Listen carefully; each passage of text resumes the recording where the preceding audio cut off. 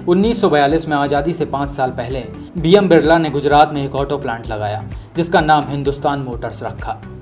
इस प्लांट में यह मॉरिस के ऑक्सफोर्ड मॉडल्स को इंडिया में असेंबल करके अलग अलग नाम से बेचते थे, जैसे ऑक्सफोर्ड सीरीज 1 को हिंदुस्तान 14 और सीरीज 2 को लैंड मास्टर। आपको बता दूं कि हिंदुस्तान मोटर्स आदित्य बिरला ग्रुप की कंपनी थी। बिरला ग्रुप ने 1948 में प्लांट को शिफ्ट करके वेस्ट बंगाल में लगाया। 1956 में आते आते हिंदुस्तान मोटर्स ने मैन्युफैक्चरिंग राइट्स मॉरिस से खरीद लिए।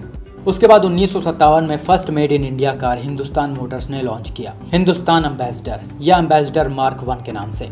एम्बेसडर पूरी तरह से मॉरिस ऑक्सफोर्ड सीरीज 3 मॉडल पर बेस्ड थी। ऑक्सफोर्ड सीरीज 3 पहली बार यूके में बनी थी, जिसे 1956 से 1959 तक बेचा गया। ये सेडान क्लास की थी, 4 door saloon body style, 4 speed manual transmission और इसका ओरिजिन यूके था।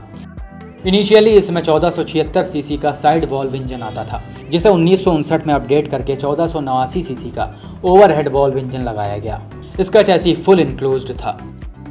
इसके रगडनेस, कंफर्ट, स्पेसियस साइज ने लोगों को दीवाना बना रखा था। एम्बेसडर की मैन्युफैक्चरिंग 1957 में शुरू हुई थी, जिसको 2014 में आकर बंद कर दिया गया।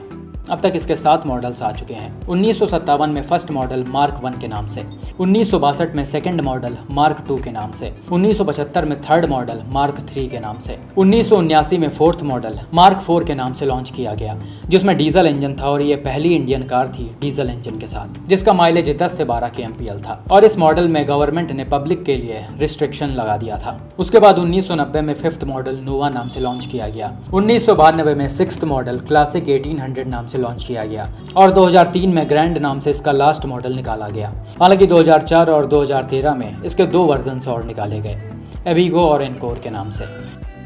60 और 70 के दशक में इसके आसपास भी कोई कार नहीं थी, लेकिन 1980 तक आते आते लो एवरेज और क्वालिटी में कुछ प्रॉब्लम आने की वजह से इसके सेल में गिरावट आने लगी। उस टाइम पे इसकी वेटिंग पीरियड कम होकर 12 महीनों की हो गई, जो पहले काफ़ी ज़्यादा थी। जबकि इसको कम्पीट करने वाली कार प्रीमियर पद्मिनी का वेटिंग 5 साल का था। 1980 में इसके सिर्फ 6000 यूनिट्स ही सेल किए गए थे। भले इसके सेल में गिरावट आया हो, फिर भी गवर्नमेंट ऑफिशियल्स और कंपनी सेक्टर में इसका पूरा दबदबा था। 1984 तक हिंदुस्तान मोटर्स ने इसके 1 लाख मॉडल्स सेल कर दिए थे और 2004 तक आते आते 9 लाख मॉडल्स। इंडिया में इसका यूज़ गवर्नमेंट ऑफिशियल्स, पॉलिटिशियंस और 90s के एक्टर्स भी करते थे और इसको बहुत सारी हिंदी फिल्मों में भी देखा जाता था।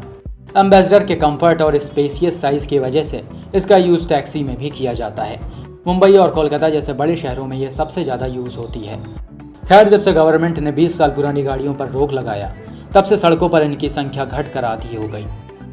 2013 में इसे best taxi in the world का अवार्ड भी मिला था। गाड़ी के डायमेंशंस की बात करें तो इसका length 4325 mm, width 1662 mm, height 1593 mm और व्हील बेस 2464 mm का था। इसके अलावा बूट स्पेस भी 447 लीटर का मिल जाता था।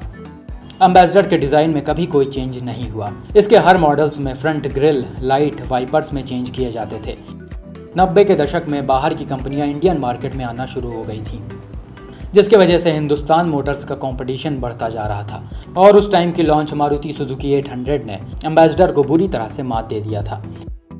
गिरती सेल की वजह से बिरला ग्रुप ने इसे 2014 में बंद कर दिया। ये इंडिया की पहली कार थी जिसका सेल इतने सालों तक हुआ और एट लास्ट 2017 में आकर इसे बेचना पड़ गया, जिसे फ्रेंच की एक कंपनी PS मोटर्स ने 80 करोड़ में खरीदा। सुनने में आ रहा है कि इसका नया मॉडल आने वाला है।